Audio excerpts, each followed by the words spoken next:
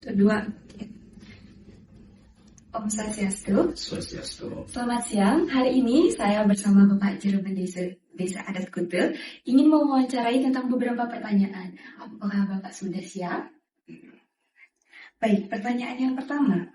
Pak Kepala Desa atau Pak Juru Desa, saya ingin bertanya, apakah sudah ada aturan resmi atau zonasi khusus yang membagi area Pantai Kute untuk kegiatan komersial dan area yang harus dijaga untuk keperluan ritual adat? Bagaimana implementasinya di lapangan, Pak? Terima kasih. Begini, saya Juru Desa Adat Kute kepala desa. Ya, tentunya dalam hal ini yang namanya Bendesa Adat Kute itu adalah kepala yang membidangi adat 9 budaya yang mendapatkan itu di Desa Adat Kute itu sendiri.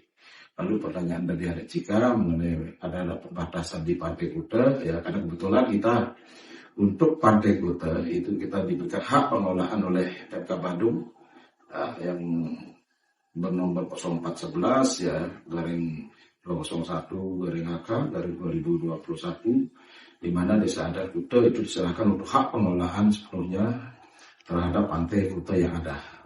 Nah, lalu untuk terkait dengan masalah pantai, di sana memang ada kita dari kebijakan kita di desa, kita membuat zona-zona atau zoning-zoning di mana zona religius, di mana zona wisata, dan di mana zona lainnya untuk kegiatan-kegiatan yang bertalian dengan pantai atau laut. Ya, di sini memang kita buat menjadi 3 zona untuk di Pantai Kute, yang di mana ada zona yang di sebelah selatan yang kita kenal dengan Pantai Seka dan Pantai Jerman. Di sana zona berwisata untuk keluarga, ya artinya ramah keluarga di sana. Di sana pun juga ada tempat untuk pementasan, untuk kegiatan seni dan budaya. Lalu di zona di tengah itu kami juga pusatkan yang kami beri nama dengan sentralnya atau area daripada tsunami shelter. Di sana kami ingin fokuskan dalam kegiatan-kegiatan yang sifatnya juga ada seni budayanya. Kami tonjolkan seni budaya di sini dengan ditopang juga pasar seni yang ada. Lalu di sisi selatan, di sisi utara, yaitu di zona utara itu memang kami optimalkan untuk kegiatan-kegiatan yang lebih modern, dan di dalamnya juga ada kegiatan religius. Yaitu salah satu di sana ada tempat untuk pemelastian, kegiatan pemelastian, dan juga ada tempat untuk di mana bisa dilakukan sebuah penampilan atau pementasan yang sifatnya modern, apa konser dan lain sebagainya. Lalu kegiatan-kegiatan di dalam 3 zona itu juga terdapat kegiatan-kegiatan perdagangan, yaitu unit perdagangan, dan juga ada kegiatan-kegiatan yang dilakukan oleh masyarakat kami dalam sisi nelayan, ya untuk menangkap ikan dan lain sebagainya. Itu zona yang bisa kami sampaikan, informasikan. Terima kasih atas jawabannya, Pak. Akan dilanjutkan oleh teman saya. Baik, selanjutnya di sini akan dilanjutkan oleh saya. Baik, di sini saya izin bertanya, Pak. Bagaimana koordinasi antara pemerintah desa, desa adat, dan tokoh agama dalam menangani konflik antara kepentingan bisnis pariwisata dengan pelaksanaan ritual keagamaan di pantai, dan siapa yang memiliki otoritas tertinggi dalam pengambilan keputusan tersebut? Ya. Dalam mengatasi konflik ya sebenarnya tidak pernah ada konflik. Ya, artinya di sini kita selalu berkoordinasi dengan semua pihak dan semua tatanan kehidupan yang namanya bermasyarakat di daerah kami di Desa Adat Kute itu diatur dalam satu aturan atau diatur dalam satu hukum, yaitu hukum adat yang kita rangkum dalam hukum adat kita yang namanya AWKW. Nah, di mana di AWKW di sana dijabarkan bahwasanya seluruh masyarakat yang ada di Kute adalah masyarakat kami.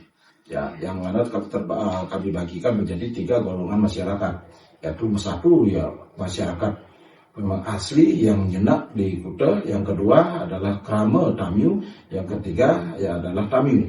Di mana kalau Krama Wedan, Krama asli Kute itu memiliki sebuah kewajiban-kewajiban yang hampir boleh dikatakan lebih spesial dan lebih banyak bertanggung jawab terhadap aktivitas yang ada di daerah Kute itu sendiri.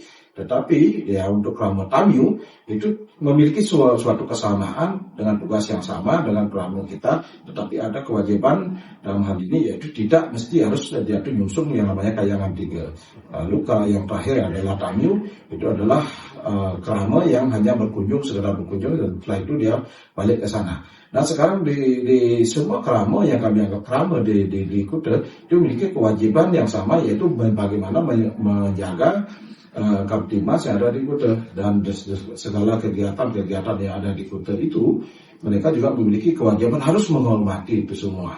Nah sekarang yang dimaksud dengan Kopet dalam hal ini, selama itu ada koordinasi, itu pasti akan bisa terselesaikan. Dan di sini ada sebuah kapasitas yang prioritas, yaitu apabila ada kegiatan-kegiatan adat yang memang dilakukan oleh desa dan Kuta, semua itu harus terlibat dan harus menghormati apa yang menjadi kegiatan-kegiatan adat dan budaya kita yang ada di Kuta.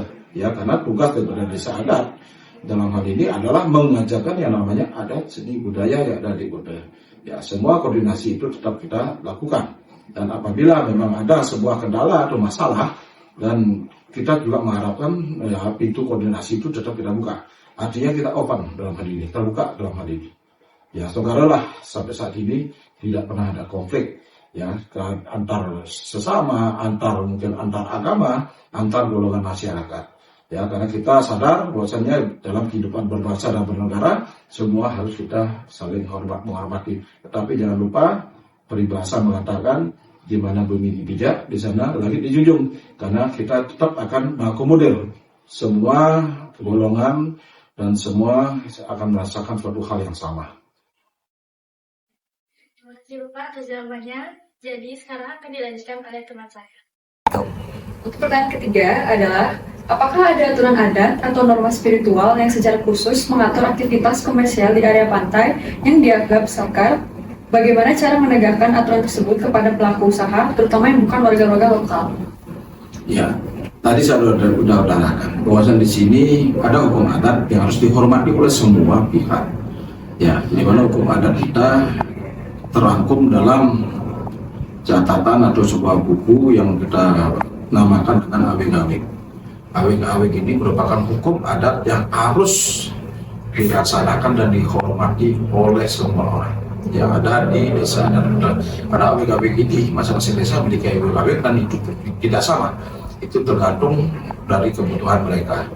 Nah, dalam hal ini memang kita mengimbau dan mengharuskan semua tunduk dengan aturan yang kita terapkan di desa adat Kuta dengan hukum adat kita yang kita beri nama yaitu awig-awig dengan penjabarannya yang namanya pararem. Nah, apabila ada kegiatan-kegiatan yang sifatnya ritual atau religius yang dilakukan oleh pihak-pihak lain di desa adat Kuta, yang mana desa adat Kuta ini mewilayahi yang namanya Periangan, Pelemahan, dan Powongan. Periangan itu adalah pura, ya, Periangan pura, lalu Pelemahan itu adalah wilayah, dan Powongan itu adalah krama atau masyarakat yang tinggal dan beraktivitas di daerah kami di Kuta. Di sini mereka harus tunduk dengan aturan-aturan yang ada, yang tersirat dan tersurat di dalam awig-awig itu. Nah, kegiatan ritual religius yang mereka lakukan itu harus sesuai dan sejalan dengan aturan yang kita miliki di desa adat Kuta. Dan pertama yang memang harus mereka lakukan dan mereka ingat yaitu lenun, permisi. Artinya permisi dan mohon izin kepada kita selaku desa adat, selaku berdesa yang dalam hal ini mewakili masyarakat mengatur daripada tatanan pelaksanaan yang ada di wilayah desa adat Kuta. Nah, artinya kami tidak akan melarang selama kegiatan itu positif. Tetapi kalau memang kegiatan itu tidak sesuai dengan ajaran kita, ajaran daripada agama Hindu atau ajaran daripada agama yang lain, dan juga akan mengganggu Kamtibmas yang ada.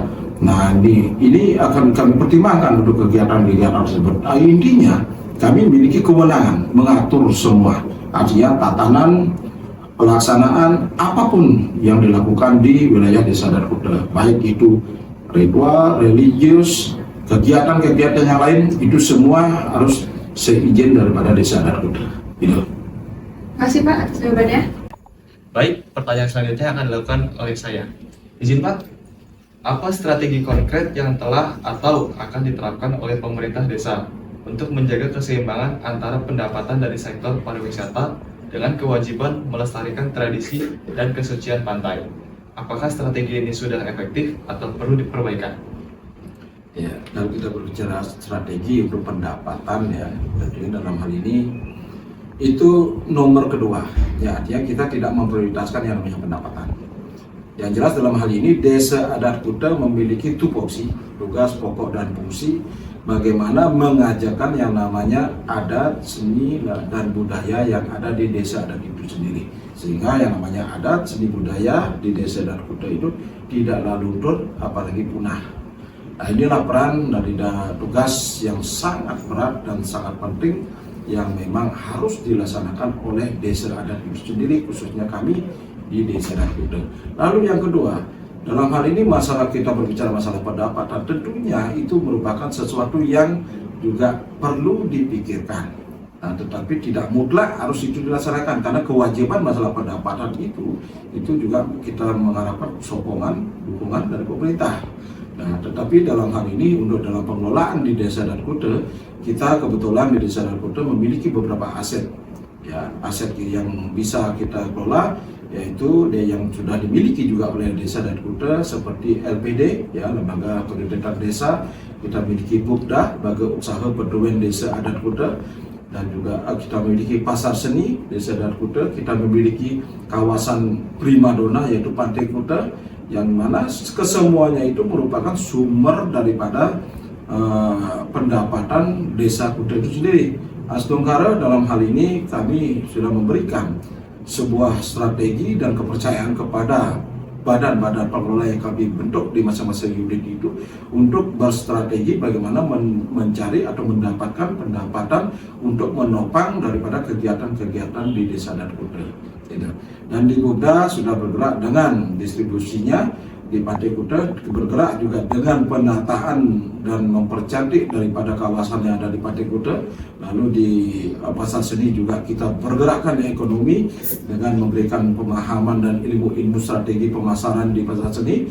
Dan yang terakhir yaitu di LPD, bagaimana cara mengelola yang namanya dana pihak ketiga dengan strategi sehingga untuk kemajuan LPD itu sendiri. Dan kesemuanya kalau sudah berjalan dengan baik, tanpa kita sadari semua akan memberikan sebuah income pendapatan yang baik kepada desa untuk menopang kegiatan-kegiatan yang bertujuan untuk mengajarkan yang namanya adat seni budaya yang ada di Desa Adat Kuta ini. Itu sumber dana yang kita miliki dan pendapatan itu secara tak langsung akan menjadi pendapatan daripada Desa Adat Kuta. Terima kasih atas jawabannya Bapak. Baik, sekian dari kami Bapak. Terima kasih atas waktu dan kesempatannya dan informasi yang telah kami dapatkan. Semoga informasi ini akan berguna untuk tugas dan kedepannya bagi sebagian orang untuk ini. Terima kasih banyak Bapak. Mohon maaf jika ada salah kata.